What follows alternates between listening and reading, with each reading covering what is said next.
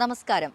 പുതിയ പ്രതീക്ഷകളും പുതിയ സ്വപ്നങ്ങളും പുതിയ തുടക്കങ്ങളുമായി മറ്റൊരു പുതുവർഷം കൂടി വന്നെത്തിയിരിക്കുകയാണ്. എല്ലാ പ്രേക്ഷകർക്കും ഹൃദയം നിറഞ്ഞ പുതുവത്സരാശംസകൾ നേർന്ന് ആരംഭിക്കട്ടെ കൈരളി മിഡിൽ ഈസ്റ്റ് ഡയറിയുടെ മറ്റൊരു അധ്യായം. സ്വാഗതം. പ്രധാന വാർത്തകൾ. 2023 സ്വാഗതമേകി UAE, റെക്കോർഡ് ഭേദിച്ച് റാസൽ ഖൈമ എമിറേറ്റ്. UAEയിൽ കാലാവസ്ഥാ വ്യതിയാനം, രാജ്യം തണുപ്പിലേക്ക്. ഖത്തർ ലോകകപ്പിൽ തിളങ്ങി മലയാളിയായ കലിഗ്രഫി ആർട്ടിസ്റ്റ് കരീം ഗ്രഫി.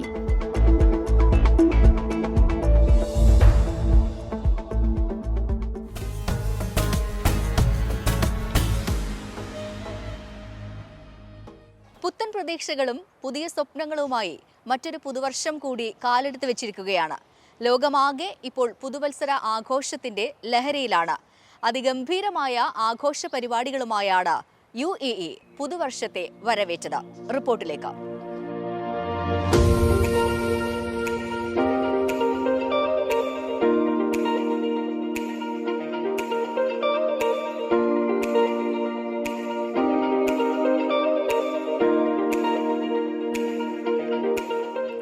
മിനിറ്റോളം നീണ്ടുനിന്ന കരിമരുന്ന് പ്രയോഗത്തോടെയാണ് രാജ്യ തലസ്ഥാനമായ അബുദാബി പുതുവർഷത്തെ വരവേറ്റത്. നിലവിലെ റെക്കോർഡാണ് അബുദാബി മറികടന്നത്. 3000-ലധികം ആളില്ലാ വിമാനങ്ങൾ ഉപയോഗിച്ച് അൽ വത്ബയുടെ ആകാശം പ്രകാശിപ്പിക്കുന്ന തരത്തിലായിരുന്നു ഡ്രോൺ ഷോ. പുതുവർഷത്തോടനുബന്ധിച്ച് ബുർജ് ഖലീഫയിൽ പ്രത്യേക ലൈറ്റ് ഷോ ഉണ്ടായിരുന്നു. ഏറ്റവും വലിയ ലേസർ ഡിസ്പ്ലേ ഒരുക്കിയാണ് ദുബായ് റെക്കോർഡ് തകർത്തത്. റാസൽ ഖൈമ തങ്ങളുടെ തന്നെ റെക്കോർഡ് മറികടക്കുകയും ചെയ്തു. 12 മിനിറ്റോളം നീണ്ടുനിന്ന വെടിക്കെട്ട് ഷോയാണ് റാസൽ ഖൈമ സന്ദർശകർക്കായി ഒരുക്കിയത്.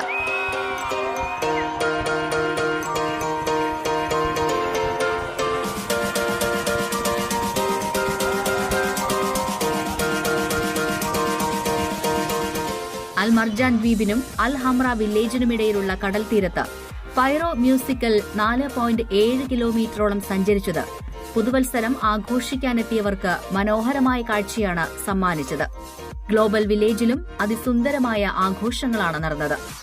7ഓളം രാജ്യങ്ങളിലെ വിവിധ സമയങ്ങളിലെ പുതുവർഷാരംഭം വ്യത്യസ്തമായാണ് ഗ്ലോബൽ വില്ലേജ് വരവേറ്റത്. അതിനാൽ വിവിധ സമയങ്ങളിൽ കരിമരുന്ന് പ്രയോഗം കാണാൻ സന്ദർശകർക്ക് സാധിച്ചു.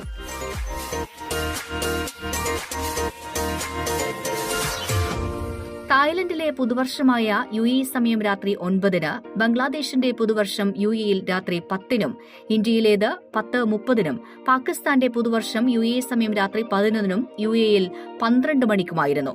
അതിനാൽ ഈ സമയങ്ങളിലെല്ലാം ദുബായ് ഫെസ്റ്റിവൽ പാർക്കായ ഗ്ലോബൽ വില്ലേജിൽ വെടിമരുന്ന് പ്രയോഗങ്ങൾ നടന്നു. അങ്ങനെ രാജ്യത്തെ വിവിധ എമിറേറ്റുകളിൽ നടന്ന പുതുവത്സരാഘോഷ പ്രത്യേക പരിപാടികളിൽ പ്രവാസി മലയാളികളും പങ്കുകൊണ്ടു. നല്ലൊരു നാളേക്കായി ഐക്യത്തോടെ തുടങ്ങിയ ആഘോഷങ്ങൾ പോലെ വരും കാലവും ഒരുമയോടെ മുന്നേറാൻ ഏവർക്കും സാധിക്കട്ടെ.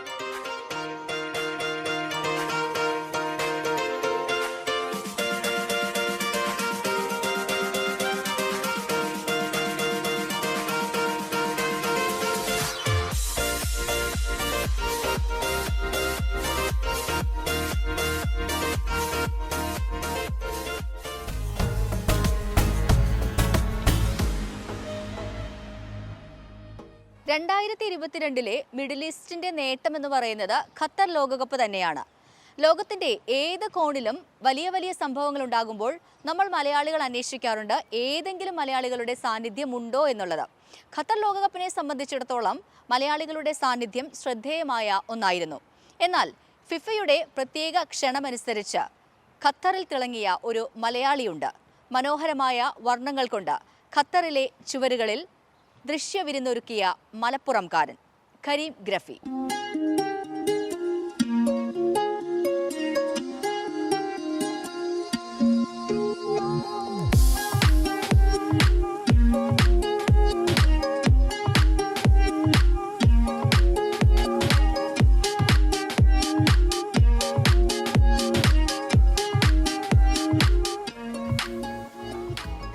ഖത്തർ ലോകകപ്പിൽ എക്കാലവും മലയാളികളുടെ അഭിമാനമായ ഫിഫയുടെ ഗ്രാഫിറ്റി ആർട്ടിസ്റ്റായ ഏക ഇന്ത്യക്കാരനാണ് കരീം.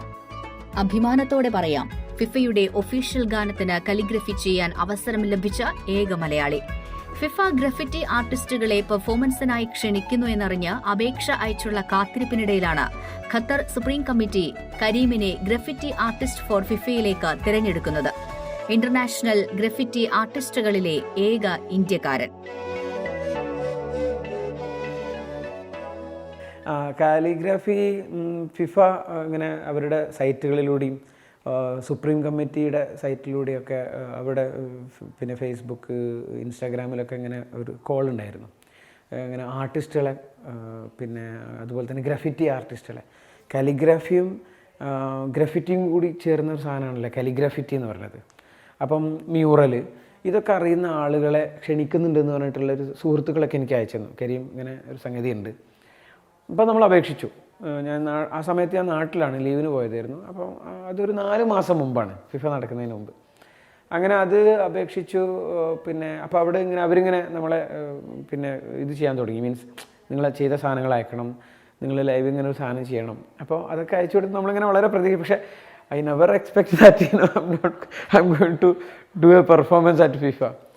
ഒരിക്കലും. പക്ഷേ നമ്മളതൊക്കെ കൊടുത്തു. നമ്മളിങ്ങനെ പ്രാർത്ഥിച്ചിങ്ങനെ ഓരോ ദിവസവും കാത്തിരുന്നു. അങ്ങനെ ഫിഫ തുടങ്ങുന്നതിൻ്റെ വേൾഡ് കപ്പ് തുടങ്ങുന്നതിൻ്റെ ഒരു 10 ദിവസം മുമ്പാണ് എനിക്ക് കോള് വരുന്നത്. യു ആർ സെലക്റ്റഡ് എന്ന് പറഞ്ഞിട്ട് കോള് വരുന്നത്. സുപ്രീം കമ്മിറ്റിയും ഫിഫയും കൂടിയാണ് തിരഞ്ഞെടുക്കുന്നത്. പിന്നെ ഏകദേശം ഒരു 10-25 ദിവസത്തിനടുത്ത് നമ്മളവിടെ പെർഫോം ചെയ്തു. സുപ്രീം കമ്മിറ്റിയുടെ നിർദ്ദേശമനുസരിച്ച് ലുസൈൽ സ്റ്റേഡിയം മുതൽ ഖത്തറിന്റെ സംസ്കാരം തുളുമ്പുന്ന വിവിധയിടങ്ങളിൽ വിവിധ വർണ്ണങ്ങൾ കൊണ്ട് ലോകകപ്പിന്റെ വ്യത്യസ്ത ആശയങ്ങൾക്ക് ദൃശ്യഭംഗിയൊരുക്കാൻ സാധിച്ചു കരീം ഗ്രഫി എന്ന ഈ കലാകാരന്. ജനസാഗരങ്ങൾക്ക് മുന്നിലേക്ക് അവരെ അത്ഭുതപ്പെടുത്തി ഫാൻസിനെ തൃപ്തിപ്പെടുത്തിയാണ് കരീം വരച്ചത്.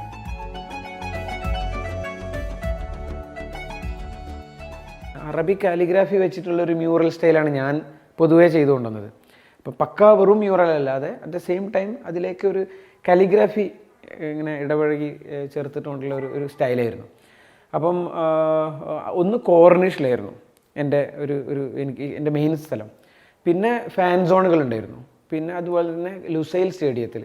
ഇപ്പം ലുസൈൽ സ്റ്റേഡിയത്തിൽ അർജൻറ്റീന നെതർലാൻഡ് മത്സരം നടക്കുന്ന ക്വാർട്ടർ ഫൈനലിലാണ്. അതൊരു ഭയങ്കര എക്സ്പീരിയൻസ് ആയിരുന്നു. എന്ന് വെച്ച് കഴിഞ്ഞാൽ പിന്നെ സ്ട്രീറ്റ് ആർട്ടിൻ്റെ ഒരു വലിയ പ്രത്യേകത ആളുകൾ ലൈവായിട്ട് ഇത് എക്സ്പീരിയൻസ് ചെയ്യാണ്, എൻഗേജ് ചെയ്യാണ്. ഇപ്പം നമ്മൾ വീട്ടിലിരുന്നിട്ട് ഒരു പേപ്പറിൽ വരക്കുന്ന പോലെയല്ല. പല ഭാഷകൾ സംസാരിക്കുന്ന പല നാടുകളിലുള്ള മനുഷ്യന്മാർ, പല ചേലും കോലുള്ള മനുഷ്യന്മാർ നമുക്ക് മുമ്പിലൂടെ പോവാം. അപ്പോൾ നമ്മളിപ്പോൾ ഒരു മെസ്സിൻ്റെ ചിത്രം വരയ്ക്കുമ്പോൾ അപ്പം ലുസൈലിൽ തന്നെ എന്നോട് പറഞ്ഞു, പിന്നെ Karim you have 3 hours.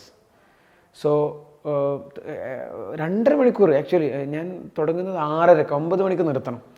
So much തുടങ്ങുന്നത് 10 മണിക്കാണല്ലോ. അപ്പോൾ അതോട് കൂടിയിട്ട് നിൻ്റെ സാധനം കഴിയണം. ആക്ച്വലി നമുക്ക് 2 ദിവസമൊക്കെ എടുക്കാം. പക്ഷേ അതവിടെ ലൈവ് കളി നടക്കുന്ന സമയത്ത് ആളുകൾക്ക് എൻഗേജ് ചെയ്യണമല്ലോ. സോ അതൊരു ഭയങ്കര ചലഞ്ചായിരുന്നു. മാത്രമല്ല അർജൻറ്റീനിയൻ ഫാൻസ് ഖത്തറിൽ അവർ തന്നെ ഉണ്ടായിരുന്നുള്ളൂ എന്ന് പറയാം. അത്രയും. ഒന്നാമത് അർജൻറ്റീനക്കാർ, പിന്നെ നമ്മളെ നാട്ടിലുള്ള അർജൻറ്റീനിയൻ ഫാൻസ്, മൊത്തത്തിൽ ആളുകൾ ഇങ്ങനെ എന്താ പറയുക ഒഴുകുകയായിരുന്നു നമ്മൾ ഈ സ്റ്റേഡിയത്തിൻ്റെ പുറത്ത് ഇത് ചെയ്യുന്ന സമയത്ത്. അപ്പോൾ അവരെ സംബന്ധിച്ചിടത്തോളം ഒരാൾ മ്യൂറൽ ചെയ്യുന്ന സമയത്ത് of course they want to take some photos. അപ്പോൾ അവരിങ്ങനെ കാത്തിരിക്കും എന്താണ് ഈവൻ ചെയ്യാൻ പോകുന്നത്. സോ ഞാൻ ആദ്യം തന്നെ മെസ്സിയുടെ ഈ ഒരു ചിത്രമായിരുന്നു വരച്ചിരുന്നത്. അറിയാലോ, മെസ്സി പിറകിലോട്ട് തിരിഞ്ഞിട്ടുള്ള ഈ ഒരു സാധനത്തിൻ്റെ ഒരു ബ്ലാക്ക് ഒരു ലൈൻ ഡ്രോയിങ് സാധനങ്ങൾ വരച്ചു. അതിലേക്ക് ഫില്ല് ചെയ്യാൻ തുടങ്ങിയോടുകൂടി ആളുകൾ വന്ന് ഫോട്ടോ. പിന്നെ എനിക്ക് ചിത്രം വരക്കാൻ പറ്റുന്നില്ല. ആളുകൾ അതിൻ്റെ ഇടയിൽ വന്നിട്ട് അവിടെ നിന്നിട്ട് ഇങ്ങനെ ഫേസ് ചെയ്യുന്ന ഫോട്ടോകൾ നിങ്ങൾക്ക് കാണാം, ഫോട്ടോസുകളൊക്കെ. സോ അതൊരു ഭയങ്കര എക്സ്പീരിയൻസ് ആയിരുന്നു. കോർണിഷിൽ എന്ന് വേണ്ട, ഖത്തർ ചുമരുകളിൽ ഓരോ രാജ്യത്തിന്റെയും ജനതയുടെയും സ്വപ്നങ്ങൾക്ക് ചിറകൊരുക്കിയപ്പോൾ കരീമിനുണ്ടായത് മറ്റൊരു ഇന്ത്യക്കാരനും ഒരിക്കലും അനുഭവിക്കാൻ സാധിക്കാത്ത, ജീവിതത്തിൽ മറക്കാൻ കഴിയാത്ത അനുഭവങ്ങളായിരുന്നു. കൂടുതൽ ദിവസം ഞാൻ കോർണിഷിലുണ്ടായിരുന്നു. അപ്പോൾ കോർണിഷിൽ ഇതുപോലെ തന്നെ ഓരോ മാച്ചുമായിട്ട് റിലേറ്റ് ചെയ്ത സാധനങ്ങളും, പിന്നെ ഇപ്പം മാച്ചില്ലാത്ത ദിവസം നമ്മൾ ചെയ്യുമല്ലോ. അപ്പോൾ ആ ദിവസങ്ങളിലൊക്കെ നമ്മൾ കുറേയും കൂടിയും ഖത്തറിൻ്റെ ഒരു ഹിസ്റ്ററിക് സാധനം, അല്ലെങ്കിൽ നമ്മൾ ചെയ്യാൻ പോകുന്ന ടീമിൻ്റെ റിലേറ്റഡ് ആയിട്ടുള്ള, ഇപ്പം മൊറോക്കോ അറിയാമല്ലോ, മൊറോക്കോൻ്റെ ഒരു സെമി ഫൈനൽ വരെയുള്ള ആഫ്രിക്കൻ അറബ് മുന്നേറ്റം എന്നൊക്കെ ആണ് ആളുകൾ അതിനെ പറഞ്ഞത്. സോ മൊറോക്കോ ജയിക്കുന്ന സമയത്ത് അവിടെയുള്ള അറബ്സിന് ഭയങ്കര ആഘോഷമാണ്. സോ അതിന് ഞാൻ എന്ത് ചെയ്തു, ഇപ്പം മൊറോക്കോ ജയിച്ച സമയത്ത് തന്നെ ഉസൂദുൽ അത്ലസ് എന്നാണ് അതിനെക്കുറിച്ച് പറയാം. സിംഹങ്ങൾ, അത്ലസിൻ്റെ സിംഹങ്ങൾ എന്നാണ്. അപ്പം ഇവർ ജയിച്ച സമയത്ത് തന്നെ ഞാൻ അത് ഉസൂദുൽ അത്ലസ് എന്ന് പറഞ്ഞപ്പോൾ മൊറോക്കൻസും അറബികളൊക്കെ വന്നിട്ട് ഫോട്ടോ എടുക്കലും സെൽഫി എടുക്കലും ശരിക്കും അത് എൻജോയ് ചെയ്തു. ലോകകപ്പിനോടനുബന്ധിച്ച് 10 ഗ്രഫിറ്റി വർക്കുകൾക്കപ്പുറം കരീമിനെ തേടിയെത്തിയത് ഏതൊരു കലാകാരനും കൊതിക്കുന്ന ഒന്നായിരുന്നു. ഫിഫയുടെ അവസാനമിറങ്ങിയ ഒഫീഷ്യൽ സോങ്ങിന്റെ അറബിക് കാലിഗ്രാഫി ടൈറ്റിൽ ചെയ്യാൻ ലഭിച്ച അവസരത്തെക്കുറിച്ച് കരീം: 10 ഗ്രഫിറ്റി വർക്കുകൾ ചെയ്തു. പിന്നെ ഫിഫയായിട്ട് റിലേറ്റ് ചെയ്തിട്ട് ചെയ്ത വേറെ 2 വർക്കുകൾ എന്താണെന്ന് വെച്ചാൽ, ഫിഫയുടെ ഒഫീഷ്യൽ സോങ് അവസാനം ഇറങ്ങിയ ഒരു ഒഫീഷ്യൽ സോങ് ഉണ്ടായിരുന്നു. ആ സോങ്ങിൻ്റെ അറബിക് കാലിഗ്രാഫി ടൈറ്റിൽ ചെയ്യാനൊരു അവസരം കിട്ടി. അതിൻ്റെ പേര് ഐസൽ അറബ് എന്നുള്ള ഒരു ടൈറ്റിലായിരുന്നു അത്. ഖത്തറിൽ ചെയ്ത വർക്കുകളിൽ ഏറ്റവും ചലഞ്ചിങ് ആയ വർക്കിനെ കുറിച്ച് കരീം പറയുന്നത് വെയിൽസ് ഇറാൻ മാച്ചിന്റെ പ്രൊമോയാണ്. ഫിഫ തന്നെ എന്നെ ഡയറക്ടർ വിളിച്ചിട്ട് പറഞ്ഞു, കരീം, വെയിൽസ് ഇറാൻ മാച്ചിൻ്റെ ഒരു പ്രൊമോ ചെയ്യണം. സോ നിങ്ങൾ വന്നിട്ട് അത് ഇങ്ങനെ ഒരു വിങ്സിൻ്റെ രൂപത്തിലാണെന്ന് പറഞ്ഞു. അതും ഇതുപോലെ തന്നെ ഒരു വിങ്സ് ഇറാൻ്റെതും പിന്നെ ഒരു വിങ്സ് വെയിൽസിൻ്റെയും. അങ്ങനെ അത് ചെയ്തു. ഇപ്പം ഞാൻ കരുതിയെന്ന് വെച്ച് കഴിഞ്ഞാൽ നമ്മൾ ചെയ്ത് കഴിഞ്ഞിട്ട് ഏതെങ്കിലും മോഡലിനെ കൊണ്ടുവന്ന് നിർത്തിയിട്ടൊക്കെ അവർ ഷൂട്ട് ചെയ്യും. അവരെന്നെ വെച്ച് തന്നെ ഷൂട്ടൊക്കെ ചെയ്തു.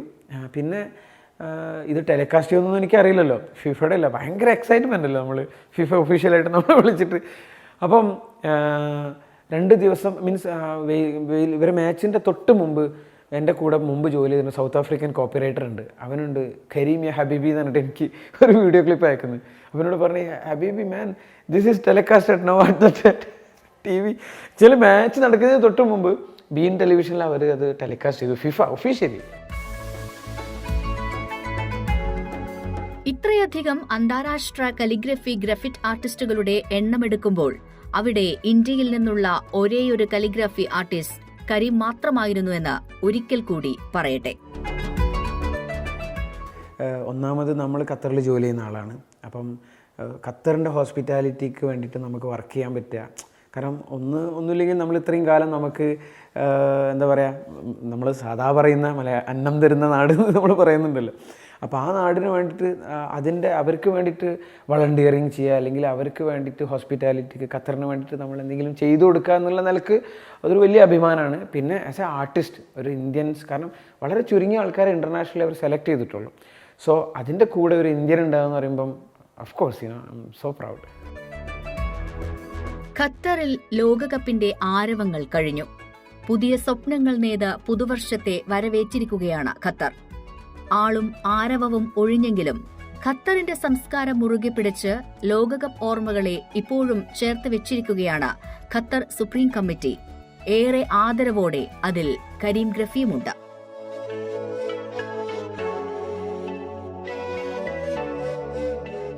ഇപ്പം നമ്മളിങ്ങനെ ഈ ക്യാൻവാസിൻ്റെ മുകളിലാണല്ലോ ചെയ്യുക. അപ്പോൾ അത് ഇപ്പം നമ്മളൊരു 2 ദിവസം കഴിഞ്ഞാൽ പിന്നെ അത് മാറ്റും. അപ്പോൾ അത് മാറ്റുന്ന സമയത്ത് സുപ്രീം കമ്മിറ്റി അവിടെ കോർണിഷിൽ തന്നെ ആളുകൾക്ക് കാണാൻ വേണ്ടിയിട്ട് എക്സിബിറ്റ് ചെയ്തിട്ടുണ്ടായിരുന്നു.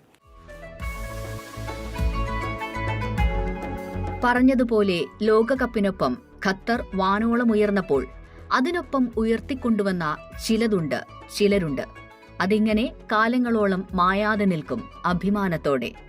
നന്ദി ഖത്തർ, മലയാളിയെയും ഒപ്പം കൂട്ടിയതിന്.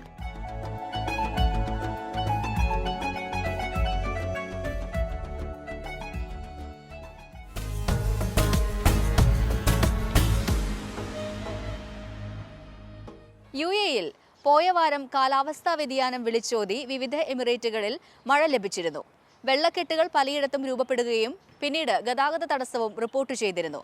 എന്നാൽ പുതുവത്സര ആഘോഷങ്ങളെ മഴ ബാധിക്കില്ല എന്നാണ് അധികൃതർ അറിയിച്ചിരിക്കുന്നത്. മഴയുമായി ബന്ധപ്പെട്ട പ്രത്യേക റിപ്പോർട്ടിലേക്ക്.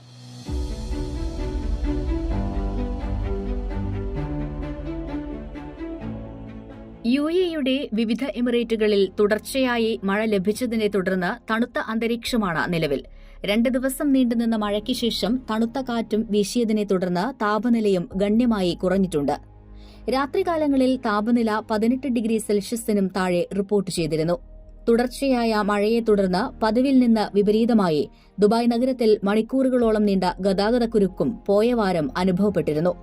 ഷാർജ ഉൾപ്പെടെയുള്ള എമിറേറ്റുകളിൽ വെള്ളക്കെട്ടുകളും രൂപപ്പെട്ടു. റാസൽ ഖൈമ മലനിരകളിൽ വെള്ളച്ചാട്ടങ്ങൾ രൂപപ്പെടുകയും ചെയ്തു. വിവിധ മേഖലകളിൽ യെല്ലോ അലർട്ട് പുറപ്പെടുവിച്ചിരുന്നു. വരും ദിവസങ്ങളിൽ താപനില കുറയുമെന്നും തണുപ്പുകാലത്ത് വിവിധ തരത്തിലുള്ള അസുഖങ്ങൾ പിടിപെടാൻ സാധ്യതയുള്ളതിനാൽ ജാഗ്രത പാലിക്കണമെന്നും വിദഗ്ധർ മുന്നറിയിപ്പ് നൽകിയിട്ടുണ്ട്. തണുപ്പിലേക്ക് രാജ്യം കടന്നതോടെ വിന്റർ വസ്ത്രങ്ങൾ വാങ്ങാനുള്ള തിരക്ക് രാജ്യത്തെ വിവിധ മാളുകളിലും ഷോപ്പിംഗ് സെന്ററുകളിലും കാണാം. അസ്ഥിരമായ കാലാവസ്ഥ തുടരുമെങ്കിലും പുതുവത്സരാഘോഷങ്ങളെ മഴ ബാധിക്കില്ല എന്നാണ് വിവരം. അസ്ഥിരമായ കാലാവസ്ഥ ഇനിയുണ്ടാകില്ല എന്നാണ് നാഷണൽ സെന്റർ ഓഫ് മെറ്റീരിയോളജി അറിയിച്ചിരിക്കുന്നത്. മഞ്ഞുമൂടിയ അന്തരീക്ഷമാകുമെന്നതിനാൽ വാഹനമോടിക്കുന്നവർ അതീവ ജാഗ്രത പാലിക്കണമെന്നാണ് മുന്നറിയിപ്പ്. വാഹനങ്ങൾ തമ്മിൽ സുരക്ഷിതമായ അകലം പാലിക്കണമെന്നും ട്രാഫിക് നിയമങ്ങൾ പാലിക്കാതിരുന്നാൽ കനത്ത പിഴയ്ക്കൊപ്പം ബ്ലാക്ക് പോയിന്റുകളും ലഭിക്കുമെന്ന് നാഷണൽ സെന്റർ ഓഫ് മെറ്റീരിയോളജിയും വിവിധ എമിറേറ്റുകളിലെ പോലീസും മുന്നറിയിപ്പ് നൽകിയിട്ടുണ്ട്. ഡ്രൈവർമാരുടെ ജീവനോ അല്ലെങ്കിൽ മറ്റുള്ളവരുടെ സുരക്ഷയ്ക്കോ അപകടമുണ്ടാകുന്ന രീതിയിൽ ഡ്രൈവ് ചെയ്താൽ 2000 ദിർഹം വരെ പിഴ ഈടാക്കും. കൂടാതെ 23 ബ്ലാക്ക് പോയിന്റ് ലഭിക്കുകയും 60 ദിവസം വാഹനം കണ്ടുകെട്ടുകയും ചെയ്യും. ഗുരുതരമായ അപകടങ്ങളോ പരിക്കോ സംഭവിച്ചാൽ കോടതിയാണ് ശിക്ഷ തീരുമാനിക്കുക. 23 ബ്ലാക്ക് പോയിന്റ് ലഭിക്കുന്നതിനോടൊപ്പം 30 ദിവസത്തേക്ക് വാഹനം കണ്ടുകെട്ടും. വാഹനം ഓടിക്കുന്നതിനിടെ ഫോട്ടോ എടുത്താൽ 800 ദിർഹമാണ് ഫൈൻ. 4 ബ്ലാക്ക് പോയിന്റും ലഭിക്കും. ചെറിയ അപകടത്തിന് ശേഷം വാഹനം നിർത്താത്ത ലൈറ്റ് വെഹിക്കിൾ ഡ്രൈവർമാർക്ക് 500 ദിർഹം ഫൈൻ ഈടാക്കും.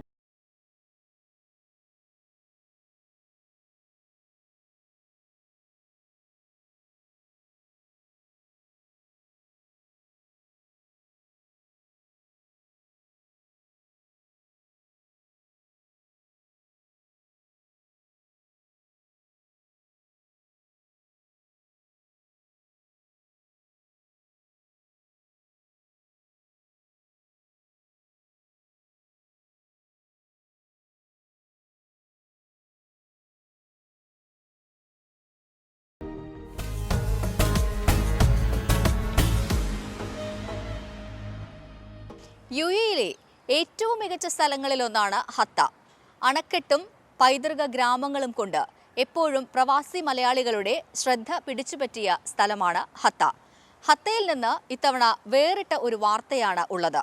രാജ്യം ഏറെ കാലമായി കാത്തിരിക്കുന്ന ജലവൈദ്യുത നിലയത്തിന്റെ പ്രവർത്തനങ്ങൾ ഏറെക്കുറെ പൂർത്തിയായിരിക്കുന്നു. റിപ്പോർട്ടിലേക്ക്.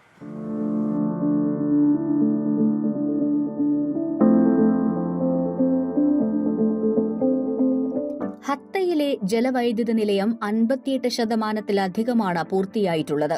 2024 4-ാം പാദത്തിൽ പദ്ധതി പൂർത്തിയായേക്കുമെന്ന് Dubai electricity and water authority വ്യക്തമാക്കി. $387 മില്യൺ വരെ നിക്ഷേപമുള്ള GCCയിലെ ആദ്യ സ്റ്റേഷനാണ് ഇത്. നിലയം 58.48% പൂർത്തിയായത്. അപ്പർ ഡാമിന്റെ 72 metre main roller compacted concrete ഭിത്തിയുടെ നിർമ്മാണവും പൂർത്തിയായി. വാട്ടർ ടണലിന്റെ കോൺക്രീറ്റ് ലൈനിംഗും പൂർത്തിയായി. പവർ പ്ലാന്റിന്റെ 250 മെഗാവാട്ട് ഉൽപാദനശേഷിയും 1500 മെഗാവാട്ട് മണിക്കൂർ സംഭരണശേഷിയും 80 വർഷം വരെ ആയുസ്സും ഉണ്ടായിരിക്കുമെന്നാണ് അധികൃതർ അറിയിച്ചിരിക്കുന്നത്. Dubai clean energy strategy 2050, Dubai net zero carbon emission strategy 2050 എന്നിവ കൈവരിക്കാനുള്ള ദുബായ് ഇലക്ട്രിസിറ്റി ആൻഡ് വാട്ടർ അതോറിറ്റിയുടെ ശ്രമങ്ങളുടെ ഭാഗമാണ് പവർ പ്ലാന്റ്. കൂടാതെ ഹത്തയിലെ പൌരന്മാർക്ക് തൊഴിലവസരങ്ങൾ നൽകുന്നതിന് പുറമെ ഹത്ത വികസിപ്പിക്കാനും അതിന്റെ സാമൂഹിക സാമ്പത്തിക വികസന പാരിസ്ഥിതിക ആവശ്യങ്ങൾ നിറവേറ്റുക എന്നതും മറ്റൊരു ലക്ഷ്യമാണ്. Dubai electricity and water authority MDയും CEOയുമായ Saeed Mohammed Al Tayer power plant സന്ദർശിച്ച് പ്രവർത്തന പുരോഗതി വിലയിരുത്തി. 2 അണക്കെട്ടുകളെയും ബന്ധിപ്പിക്കുന്ന 1.2 കിലോമീറ്റർ നീളമുള്ള വാട്ടർ ടണലിന്റെ പ്രവർത്തന പുരോഗതിയും അൽ തായർ പരിശോധിച്ചു. ദുബായിലെ പുനരുപയോഗിക്കാവുന്നതും വൃത്തിയുള്ളതുമായ സ്രോതസ്സുകളിൽ നിന്ന് ഊർജ്ജ ഉൽപാദനം വൈവിധ്യവൽക്കരിക്കുന്നതിനായി ദേവ ആരംഭിച്ച പദ്ധതികളുടെയും സംരംഭങ്ങളുടെയും ഭാഗമാണ് ഹത്തയിലെ ജലവൈദ്യുത നിലയമെന്ന് അൽ തയർ അഭിപ്രായപ്പെട്ടു.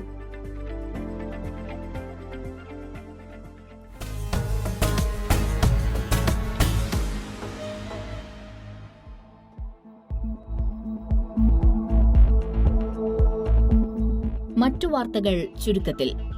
യുഎഇയിൽ നിന്ന് ഇന്ത്യയിലേക്കുള്ള യാത്രക്കാർക്ക് എയർ ഇന്ത്യ എക്സ്പ്രസ് കോവിഡുമായി ബന്ധപ്പെട്ട് പുതിയ മാർഗനിർദ്ദേശങ്ങൾ പ്രഖ്യാപിച്ചു. അന്താരാഷ്ട്ര വിമാനങ്ങളിൽ വരുന്ന യാത്രക്കാരിൽ 2% കോവിഡിന്റെ മുൻകരുതൽ നടപടിയുടെ ഭാഗമായി റാൻഡം സാമ്പിൾ പരിശോധനയ്ക്ക് വിധേയരാകണമെന്ന് സിവിൽ ഏവിയേഷൻ മന്ത്രാലയം അറിയിച്ചു. മാർഗനിർദ്ദേശമനുസരിച്ച് എല്ലാ അതിഥികളും കോവിഡ് വാക്സിന്റെ അംഗീകൃത പ്രാഥമിക ഷെഡ്യൂൾ അനുസരിച്ച് വാക്സിൻ സ്വീകരിച്ചിരിക്കണം. മാത്രമല്ല, യാത്രക്കിടയിൽ ശാരീരിക അകലം പാലിക്കുന്നതിനോടൊപ്പം മാസ്കുകൾ ധരിക്കുകയും വേണം. നാട്ടിലെത്തിയ ശേഷം ആരോഗ്യം നിരീക്ഷിക്കുകയും രോഗലക്ഷണങ്ങളുണ്ടെങ്കിൽ ദേശീയ ഹെൽപ്പ് ലൈൻ നമ്പറായ 1075 സ്റ്റേറ്റ് ഹെൽപ്പ് ലൈൻ നമ്പറിലോ ബന്ധപ്പെടണം.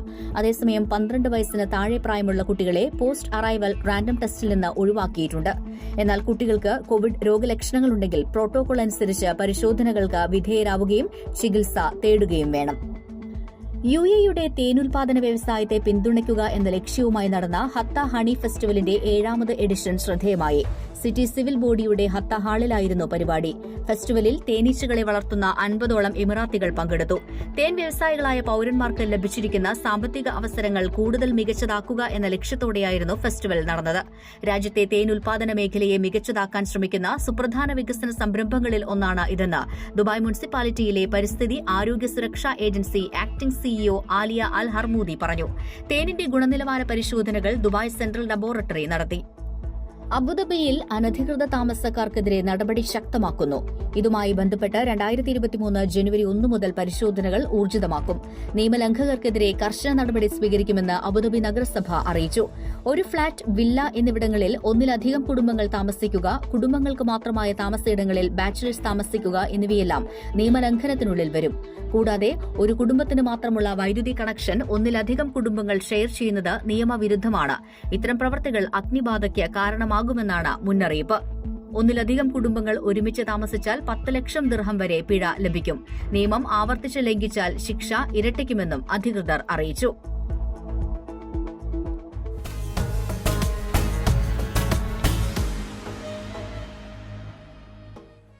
കൈരളി മിഡിൽ ഈസ്റ്റ് ഡയറിയുടെ 2023 ആദ്യ അധ്യായം ഇവിടെ പൂർണ്ണമാവുകയാണ്. പോയ വർഷങ്ങളിൽ ഇനിയും നഷ്ടമാകാത്ത നന്മകളെ മുറുകെ പിടിച്ച് നമുക്ക് ഈ വർഷവും മുന്നേറാം. കൈരളി മിഡിൽ ഈസ്റ്റ് ഡയറിയുടെ എല്ലാ പ്രേക്ഷകർക്കും ഒരിക്കൽ കൂടി ഹൃദയം നിറഞ്ഞ പുതുവത്സരാശംസകൾ നേർന്ന് അവസാനിപ്പിക്കട്ടെ. നന്ദി, നമസ്കാരം.